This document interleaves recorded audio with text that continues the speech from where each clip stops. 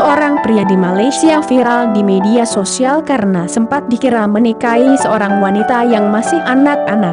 Hal itu dikarenakan fisik mempelai wanitanya yang terlihat mungil, bahkan hampir separuh tinggi badan mempelai prianya. Seperti diunggah di akun TikTok @buyah yang memperlihatkan video pernikahan keduanya, tampak jelas pasangan pengantin ini sedang berjalan dan pengantin pria seperti menggandeng mempelai wanita seorang anak kecil. Dikutip dari media online Malaysia, @mimedia, diketahui pasangan pengantin itu adalah Asri dan Buyah. Mereka melangsungkan pernikahan pada 21 Februari 2021 lalu ketika pasangan wanitanya berusia 19 tahun.